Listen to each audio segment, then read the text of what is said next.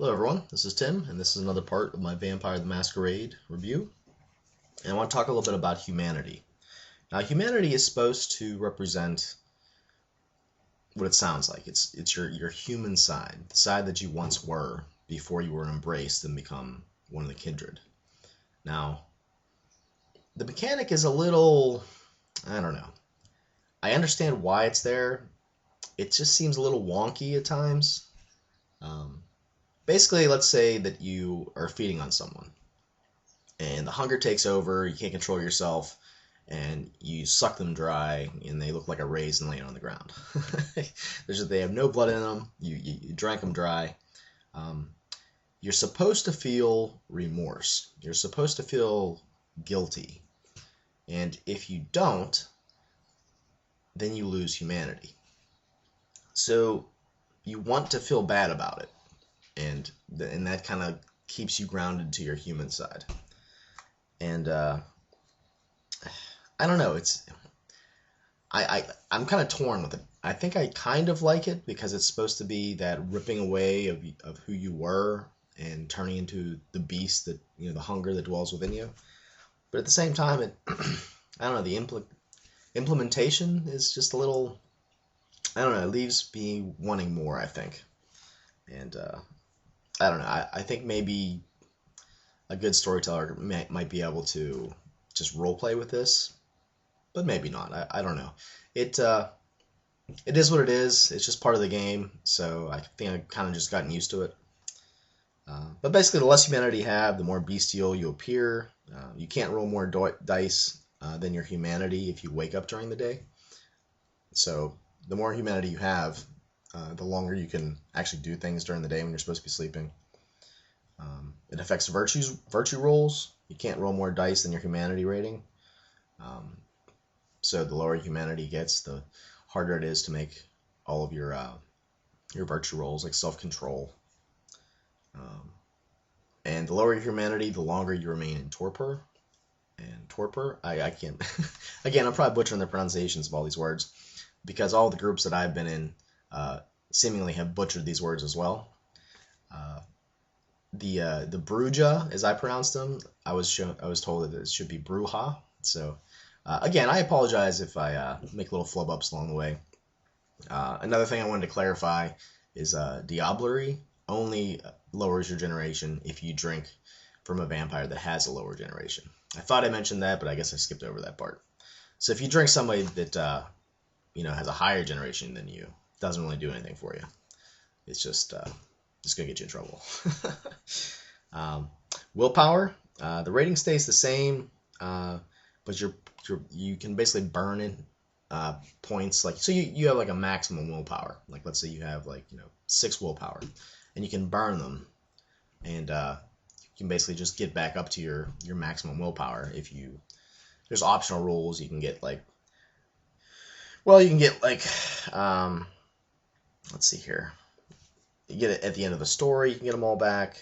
There's optional ones for successes. If you do something successful in a session, fulfilling your archetype, which is an optional way of doing it, or 1 point per evening that you wake up per night.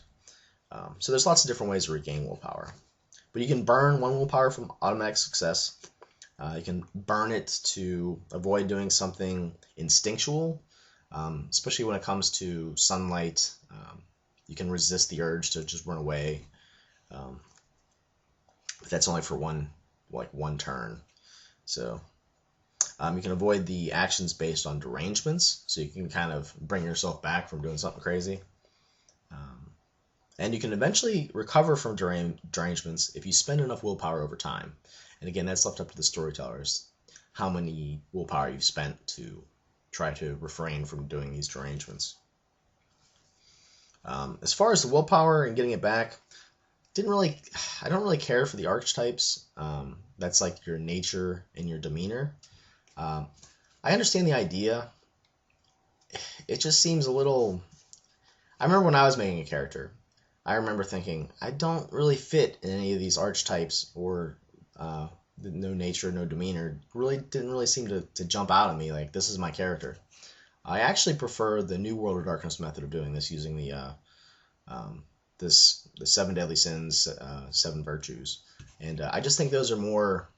They're broad and they're more simplistic, and they really let the player decide how they're going to run things and how they're going to role play the character. And I don't know. Maybe I'm just this is just me, but I didn't really care for the archetypes, the nature and demeanors. But they're there. Blood pool is the amount of blood in your system, and um, if you run out, you start to take damage when you would normally lose a blood point, and that's basically like just the hunger, just hurting you. You need blood. It's kind of like a driving force of the game. And like I said, you lose a point every day you wake up from your slumber. Every night. And you obviously use blood for your disciplines. That's kind of like sort of like the magic pool, I guess. There would be in other systems. It's basically your blood. You can't roll more in your self-control virtue than your current blood rating. So if you're hungry, it's harder to control yourself, which again could lead to you sucking someone dry to like a raisin. You can burn one blood point. Oh, that's right. You burn one blood point a day to survive, like I said. The number of blood that you can spend per turn on your disciplines is based on your generation. And for 13th generation, it's 1 per turn. You have to go up a few generations before that increases to 2. You can spend 1 blood point to heal 1 health level of damage, but you have to be resting. I actually messed it up in my game. I let them just burn it whenever they wanted to, during combat or whatever, and they needed to go away from the combat and rest. So, but again, if you want them to be able to heal in combat, that's just a storyteller thing. If it works for you, go with it.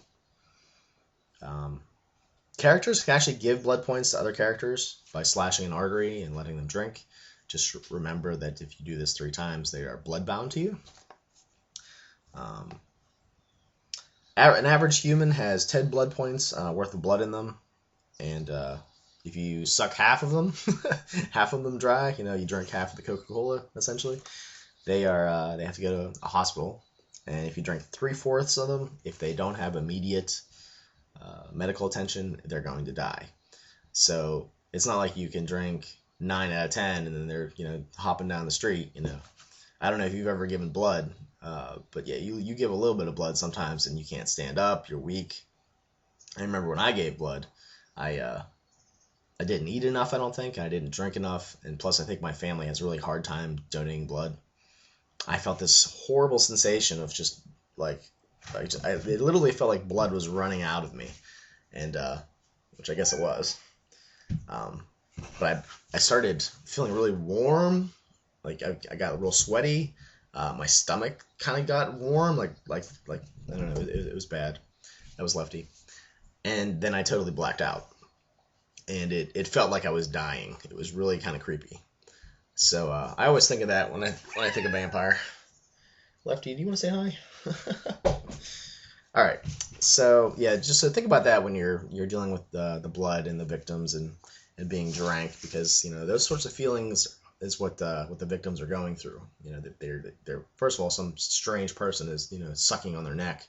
I don't know. So you can really go 2 ways with drinking blood in this game. You can kind of do it like, okay, you roll dice. All right, you found a person. You drank them for this much blood. Roll these virtue rolls. Make sure you don't kill them. You can kind of skip over that part, or you can really get into describing each victim, how they react to being drained, and the aftermath of feeding with them. Maybe a cop walks by, depends on how you want to run things. If you're more interested in doing the politics side of things with the different clans and the older vampires versus the younger vampires, you can really focus on that part and kind of skip the drinking part of the game. Or you can really bring it down a notch or 2 and not worry so much about the politics. Maybe a little, there's going to be politics in any kind of vampire game. But you get more into the detail of the hunt and the prey and how it all works out. All right. I want to talk about the health levels in the game. And instead of having like hit points, they have a system where there's boxes, and if you take a damage, you check off in a box. So let's say you take 4 damage, you'll check off 4 boxes, and then you look across and see how much dice penalty you have. And that's pretty much to any sort of physical roll you want to make. There's bruised, there's hurt, that has -1, injured, -1, wounded, -2, mauled, -2, crippled, which goes up to -5, incapacitated, and then death is after incapacitated. But you have to take aggravated damage at that incapacitated level to actually die as a vampire, or and that's fire, sunlight, that sort of thing. Okay, in vampires, the longer you play your character, the more likely they will sink into the abyss. Try to appreciate losing your humanity slowly over the course of the game, or your mind, because there's derangements in the game. As far as experience goes, I usually give out like 1 to 6, depending on the events of the session. You can kind of give out a flat XP if you want per session, if you want to be fair to everybody, or you can give out different XP for different people. And you spend XP to pretty much raise everything in the game. There are no levels in Vampire, so you basically just put your dots where you want them, or you buy your disciplines, or you buy backgrounds, things like that. To learn new disciplines other than your clan, you need to have a teacher.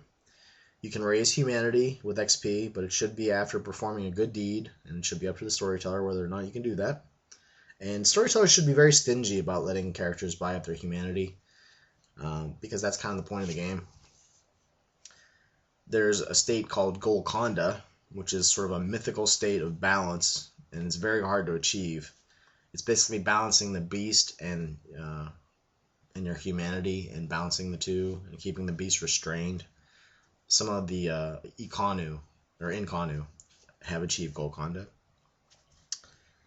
And going back to the health, like I said, 1 damage equals 1 health level, and vampires only heal by spending blood points. They don't heal by resting, because they really have no natural healing mechanism anymore. If incapacitated with no blood in their blood pool, they go into torpor, and they sleep very deeply. And it could last up to many years if they have a low humanity rating. Aggravated damage, like I said, is sun, fire, werewolf claws, and teeth of other undead. And yeah, for aggravated damage, it costs 5 blood points per point of damage and a day of rest to heal 1 health point, or 1 health box. Stakes immobilize, but they don't kill. Decapitation also works for vampires, because it's kind of hard to talk when you don't have a head or feed off people. Frenzy is a state. You roll self-control to resist the fear of sunlight or fire, and basically if you don't, the beast takes over. Hunger with very low blood points can bring it on. Remember, you can't roll more dice in self-control than you have in your current blood pool. Your instincts take over when you're in a frenzy, and you kind of lose partial control of your character to the storyteller. While in a frenzy, a character can resist it with an extended action, needing 5 successes on the self-control roll to end the vampiric rage. The storyteller basically makes you do things that you're going to regret when you come out of your frenzy. Remember, you can also spend a willpower point to temporarily get around this for 1 turn. The difficulty is set for the roll in your self-control by the circumstances, and there are some listed modifiers in the book. You can attack friends and drink vessels dry. You really just can become an all-around guy that's just not in control of yourself. You ignore health dice pool penalties. Let's see here. Your difficulty is to be dominated or increased. You're immune to the fear of sunlight and fire, and it lasts the duration of the scene normally.